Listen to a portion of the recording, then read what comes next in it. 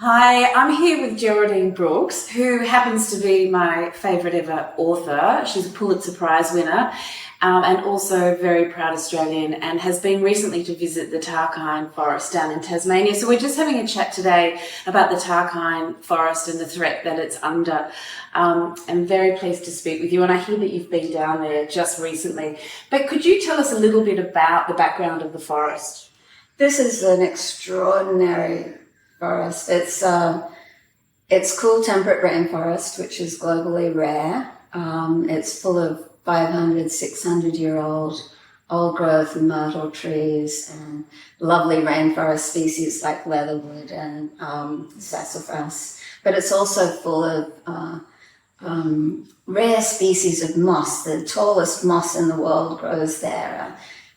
Incredible rare crustacean that makes little channels, like little waterways in the soil, and the result of these beautiful crenellated castles that come up out of the soil.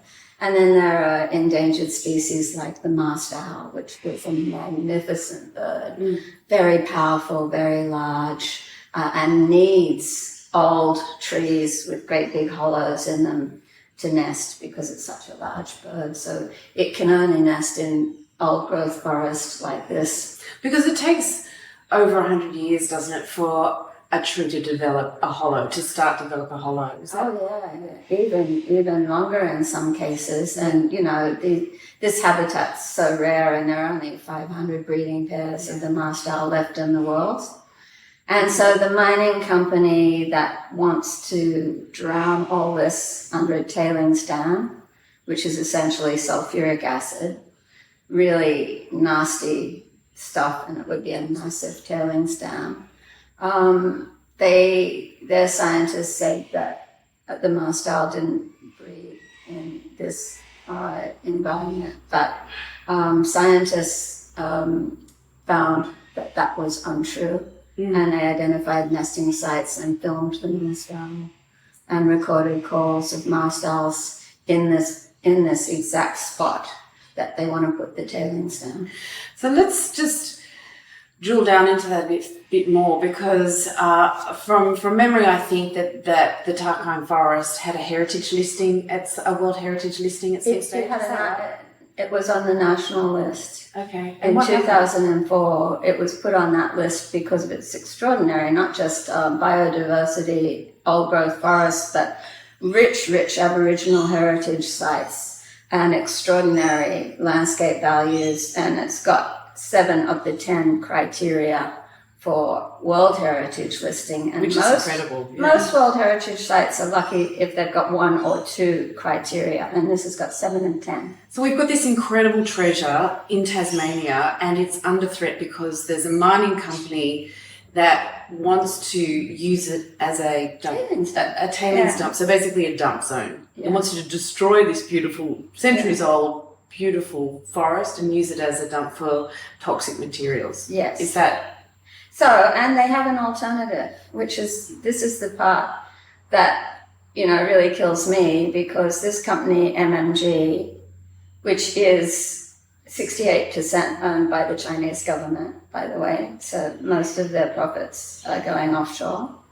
They have an alternative. The best practice in mining is a process called paste fill, where instead of building a tailings dam, which are prone to leaking and in several cases tragically have collapsed, causing loss of life and huge environmental devastation. And there's already one down. They already have one down. Is that right? They use this process all over the world, paste fill, and they use it. They do have a tailings dam. Yes. It's outside of what would be the beautiful Tarkine World Heritage Area, but it's a great big. You can see it. It's just a few kilometers from the forest.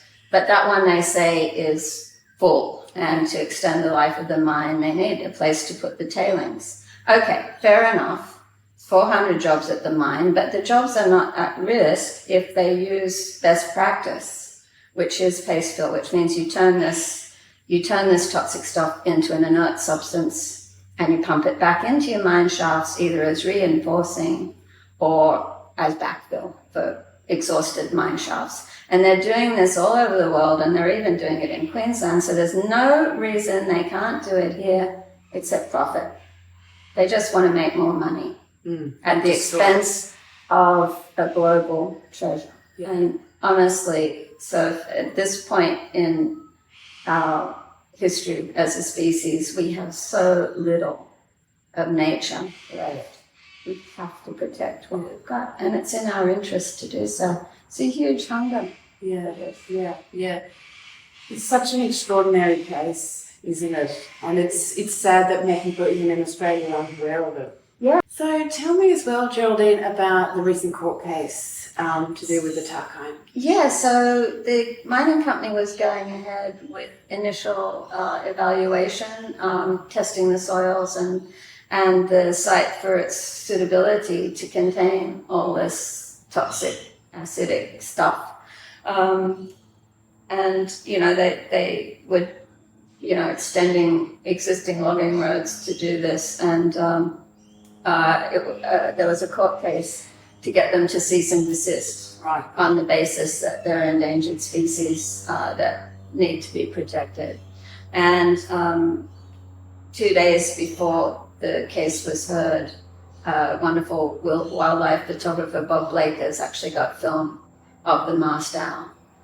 So it was incontrovertible evidence that the mast owl was actually nesting in this forest that is the proposed site of the tailings dam. So all work stopped. Yes. And it's now on the desk of the Environment Minister, Tanya Plibersek. And she has to make a decision whether to allow this investigative work to go ahead. Seems like a pretty simple decision.